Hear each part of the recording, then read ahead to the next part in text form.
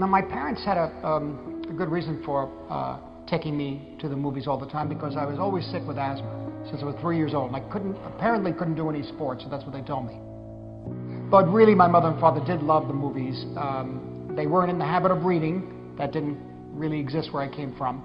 And so we connected through the movies.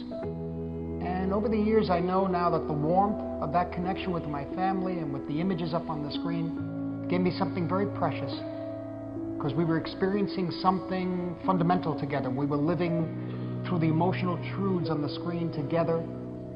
Sometimes they're expressed in small things, gestures, glances, reactions between the characters, light, shadow. I mean, we experience these things that we normally couldn't discuss or wouldn't discuss or even acknowledge in our own lives. And that's actually part of the wonder. So whenever I hear people dismiss movies as fantasy, I make a hard distinction between film and life, I think to myself that it's just a way of avoiding the power of cinema. I mean, of course it's not life. It's the invocation of life. It's an ongoing dialogue with life.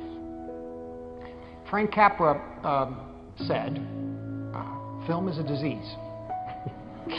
He went on, but that's enough for now. I caught the disease early on, you know. I used to feel it. They used to take me to the movies all the time.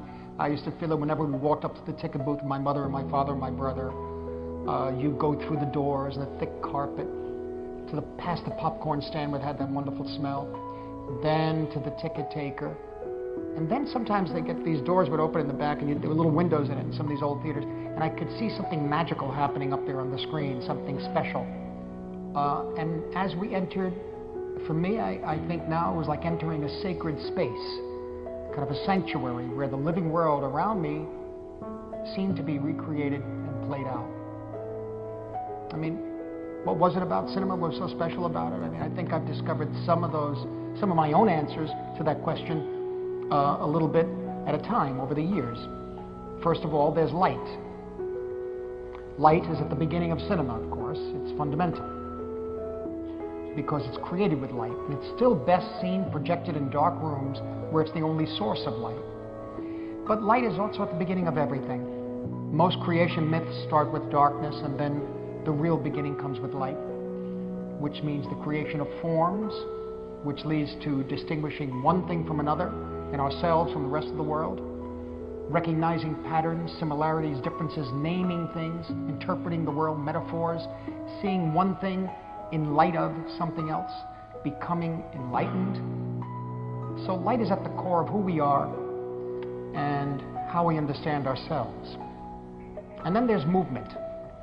I remember when I was about 5 or 6, somehow I was able to see someone project a 16mm cartoon in a small projector, and I was allowed to look inside the projector, and I saw these little still images passing mechanically through the gate at a very, very steady rate of speed. And in the gate, they were upside down, but they were moving. And on the screen, they came out right side up, moving. At least there was a sensation of movement. But it was really more than that. Something clicked then, right there. Pieces of time